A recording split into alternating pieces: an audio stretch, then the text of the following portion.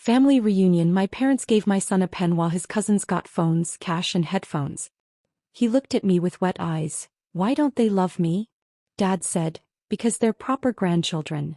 I just got up, grabbed my coat and left. The next day what they found in their mailbox made them show up on my porch in tears. At the family reunion last weekend, my parents gave my son a pen while his cousins got iPhones, headphones and envelopes full of cash. That's the moment something inside me turned cold. We'd been invited like everyone else. The usual group text from my mom, chirpy and formal, calling it our annual heritage celebration, like we were royalty or something. Bring a dish, dress nicely, no +1s unless approved. My siblings never had to follow that last rule. Just me. We arrived at noon. The driveway was packed with shiny cars. Dan's new Range Rover, Carla's Tesla, both parked like centerpieces. My Corolla didn't belong there. I caught Eli peeking out the window at all the people before he unbuckled. He was quiet. That was rare for him. The backyard looked staged. There were rented chairs, those big white tents strung with lights, even a speaker system playing soft jazz. My mother always did this thing where she made everything look expensive without actually spending much. I walked in holding my casserole and trying not to feel 17 again. No one noticed we'd arrived. Dan was at the grill like he was king of the world. Carla was holding court with a group of aunts talking about her new consulting job. My mom waved briefly, then went back to whatever she was doing with a clipboard. We found seats in the corner. Eli wanted to go say hi to the cousins, but they were already chasing each other around, laughing about some inside joke too fast to catch. After the meal, which was long and included an unsolicited speech from Dan about financial discipline, my dad stood up and clapped for attention. We want to show our appreciation for our amazing grandkids, he said. That's when they brought out the gifts. Each one was handed over with a smile and a little comment. Dan's oldest got an iPhone 15 Pro. My dad actually said he'd earned it for being a young man with potential. Carla's daughter got $500 in an envelope and a pair of Bose headphones. Her youngest, who's 4 and still can't read, got a kid's tablet and a Target gift card. Even the more distant cousins, kids I barely remembered, got something flashy.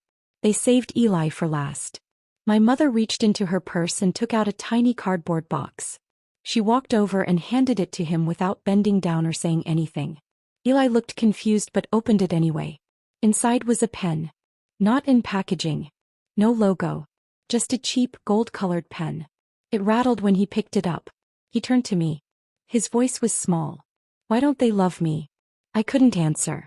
I didn't have anything kind or clean to say. And then my dad chuckled. Because they're the right grandkids. It was like getting slapped, except nobody flinched. Everyone just kept standing there. No gasps. No shocked silence. Just more smiles, like what he said made perfect sense. I stood up slowly. Took Eli's hand. Didn't touch the casserole we brought. Didn't say goodbye. We walked out. Got in the car. Drove in silence for 2 hours. That night Eli went to bed early. He didn't ask me to read to him like he usually does. He just said goodnight and pulled the covers up. I sat at the kitchen table until past midnight, looking at my phone, then at my laptop, then back again. I didn't cry. I didn't rage. I just remembered. Everything. The way my parents used to forget my birthday. How Dan was always the achiever, and Carla was our only daughter, as if I didn't exist. How they skipped my college graduation to go on a cruise. How they never visited after I had Eli. I'd accepted it for years. Convinced myself they were just old-fashioned or didn't realize how obvious it was. But the pen made it real. It made it public. The next morning I made 3 calls. One to a lawyer I hadn't spoken to in over a decade. One to my aunt in Arizona who still had the original copies of some paperwork my parents hoped were forgotten. And one to a former neighbor who owed me a favor.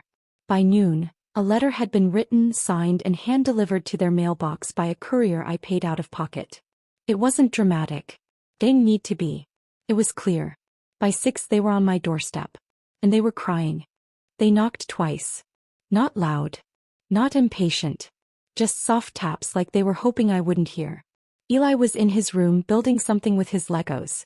I stood in the kitchen watching the shadow through the curtain on the front door. 2 figures. My parents. I didn't open it. They stayed out there for a few minutes. I heard whispers, then silence, then another knock. My mother's voice, "Sandy, please. Just for a second." I let them wait. When they finally gave up and left, I checked the camera feed on my phone. My dad looked like he'd aged 10 years overnight.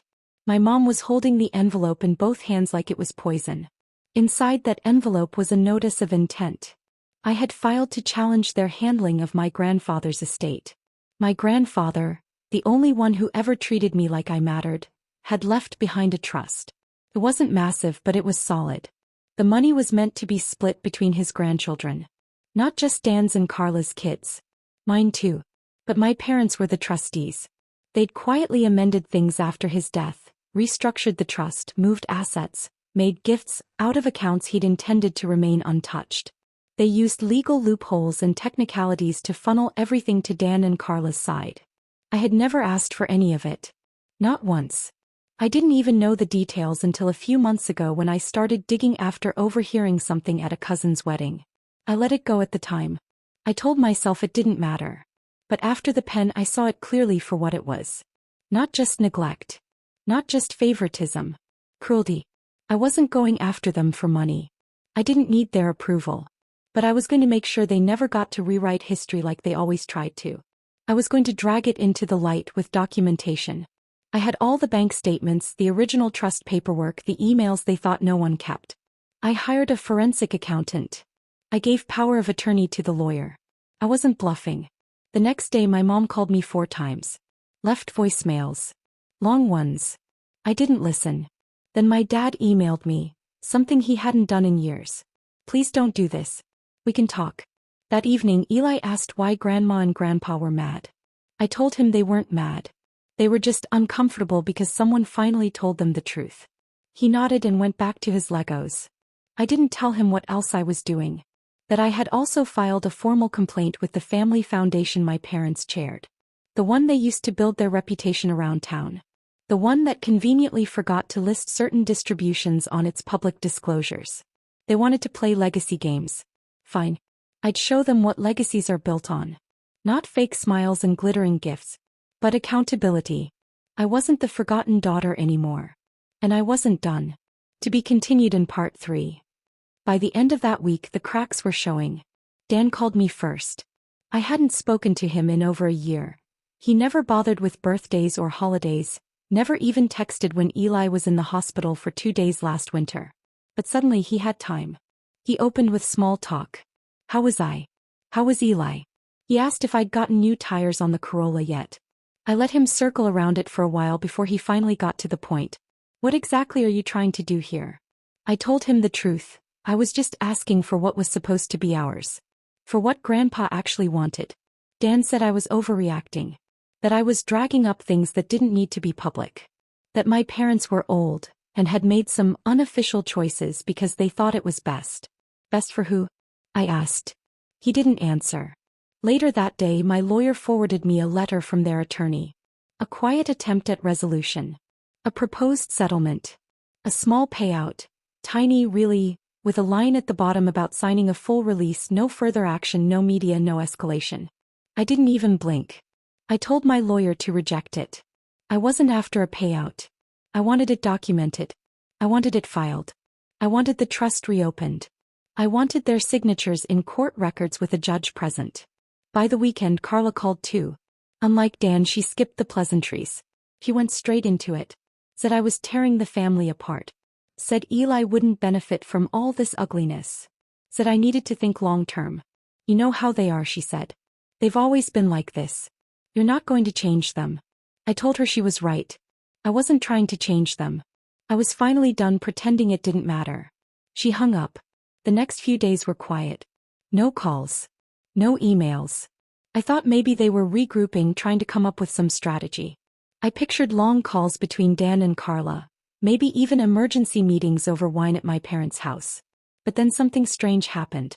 On Wednesday I got a text from my aunt in Arizona. Did you send your parents that binder? I didn't know what she was talking about. He sent me a photo. It was a thick manila folder filled with old letters, photographs, and copies of journals. All handwritten. They were from my grandfather. And in them, page after page, he had written about me. About how proud he was. How he wished he'd done more to protect me from the way I was treated. How he saw what was happening and tried to intervene but got pushed aside. In one letter, dated a few months before he passed, he wrote, "If anything happens to me, I hope Sandy someday knows that I tried. I tried to leave something behind for her and her son. I fear the others won't honor it. I hadn't sent it. Someone else had. I still don't know who. But once my parents saw it, the tone shifted. That night they came back to my door. This time not just crying, shaking. They weren't there to apologize. They were there because they knew I had the truth now. And that I wasn't going to bury it. They stood on my porch for almost 10 minutes before I opened the door. This time I let them wait. I wanted them to taste the taste of silence. When I finally came out, my mother looked a little smaller. My dad didn't speak right away. He was holding a folder, one I recognized immediately. My grandfather's handwriting on the cover, thick black ink. "So you knew about this?" I asked. Neither of them answered. My mom blinked rapidly as if that would stop whatever was happening. My dad opened his mouth, then closed it. I didn't invite them in. I let them stand outside the way they used to let me stand alone in a crowd of relatives when I was a kid, holding my own birthday card with no money while my siblings opened their presents. I told them the lawyer had everything now. Folder. The trust documents. Their corrected signatures.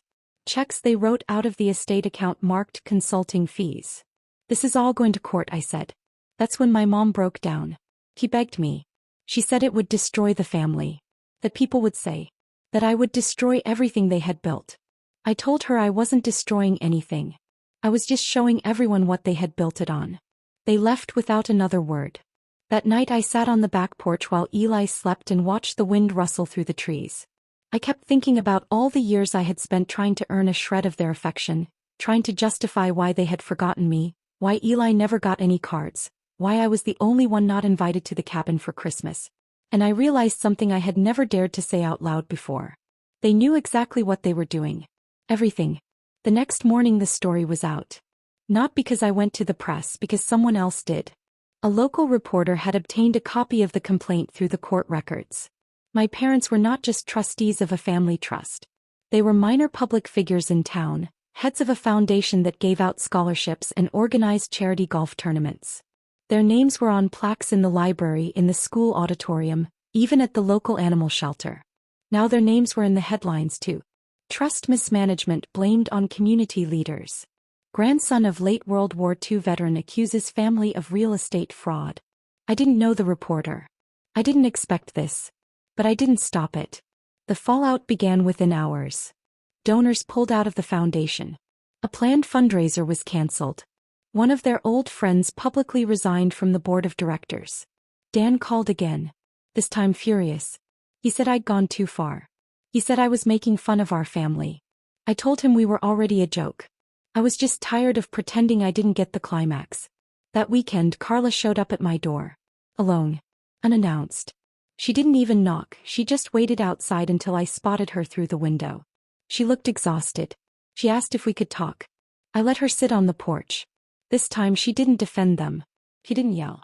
She just said quietly, "You should never have resisted." I didn't say anything. Because she was right. They built an entire system around the belief that I would remain silent forever. They never expected me to fight. They certainly didn't expect me to win. After the article hit the web, changes began to happen not just at the foundation or the city but also in the family. A few cousins I hadn't heard from in years quietly started to reach out. A few friends liked the post when it went viral on Facebook. One of Carla's girlfriends wrote me a private message. I've always wondered why Eli was treated differently. Sorry, But who was the most important? Dan, Carla, my parents? They started to close in like animals in a burning house. First there were more calls. I ignored them. Then emails from their lawyer, increasingly panicked. They offered more money, now more than anything Eli would ever be entitled to. 6 figures. A clean settlement. A confidential settlement. They called it an opportunity to move forward. I responded in 2 words. No deal. Because now it wasn't just about trust. It was about the decades I'd spent pretending they weren't tearing me apart moment by moment. It was about the years they'd treated my son as if he were invisible, as if his existence was some kind of paperwork error they couldn't fix. And it was about that pen. That stupid plastic pen. It had become a symbol of everything they thought I would accept. But now the story had substance. A local podcast picked it up. Then a regional news station ran a story, told with quiet indignation and archival footage of my father smiling on the podium at a scholarship ceremony 5 years ago. They couldn't hide anymore. Carla wrote me a personal email. Not to apologize. To ask if I was willing to even think about Eli's future before dragging it out any further. I didn't answer. Because here's what no one seemed to understand. I was thinking about his future. I was thinking about the day he was old enough to ask me why I never stood up for him. Why I let them treat us like the last page of a photo album they never opened. Trust isn't everything. I quietly filed 2 more lawsuits. A formal complaint with the State Attorney General's office about financial misrepresentation in the Foundation's records. A request for a judicial review of the Foundation's charitable giving over the past 7 years. It wasn't about revenge. It was about making sure no other wrong kid got a cheap pen and the right ones walked away with the gold. My lawyer called and told me that based on the response, it looked like we were going to go to court. My parents hadn't agreed to mediation. They were going to fight. I guess they were hoping I would back down when things got expensive and messy. But I wasn't afraid of the mess anymore. And then something happened that I didn't expect. One morning about 2 weeks after it all started, I got a letter in the mail. Uncertified. No tracking. Just regular mail. No return address. But the handwriting? I recognized it right away. It was my dad's letter. I opened it at the kitchen counter while Eli was eating cereal. It was short. No excuses. No denials. Just a list of things he remembered. The time I fell off my bike and he didn't show up. The time he skipped my high school graduation dinner to take Dan to a golf tournament. The time I asked for help when Eli was born and he said they were traveling too much to come visit. Then the last line. We can't fix this. But we never thought you'd actually leave. That's when I understood. This wasn't just a power transition. This was a funeral. And they finally realized what part of me had been ignoring them for years. It was gone. They could knock on my door all they wanted. But there was nothing left inside that they could reach. The court date was set for late fall. My lawyer said it would probably settle before then, but I told him I didn't care. I was prepared to see it through even if it took years. Meanwhile, the foundation quietly shut down. They posted a vague statement on their website about internal restructuring and family health priorities. But everyone knew. The donors pulled out. The board dissolved. They took their name off the scholarships. Dan stopped calling. Carla unfriended me on everything. My mom tried once more. She sent a box of old family photos to my house, mostly of me as a baby with a sticky note that said, "We did love you." I didn't open it. I donated the box. Because now finally I didn't need proof. Eli stopped asking about them too. He adjusted faster than I thought he would. He still had questions sometimes, like why his cousins had iPhones and he didn't, but I started telling him the truth in simple ways. Not everyone whose family acts like it. Not everyone deserves access to your life. The last time I saw them was in court. They sat across the room from me, stiff and gray, trying not to make eye contact. They looked like strangers who used to live in the same town I grew up in. Not parents. Not blood. Just 2 people who never thought the silence would turn on them. The judge ordered a review of the trust. A full audit. They called it a win for both sides. But I knew what it really was. A record. A permanent one. A few months after the hearing, I got an official letter from the trustee's office. The court had ruled that Eli was entitled to his share. The amended changes were invalid. The funds would be redistributed. A new manager had been appointed. My parents were removed. They never reached out again. No letters. No apologies. No let's fix this. And I never opened the door again. Some nights I still think about that reunion. The gift table. The laughter. The moment Eli turned and looked at me with tears in his eyes. Why don't they love me? He never asked it again. Because now he doesn't need the answer. Now he has something better. Me. Not perfect. Not rich. Not surrounded by people clapping for the wrong reasons. But present. And that's something no trust fund and no gold pen could ever buy.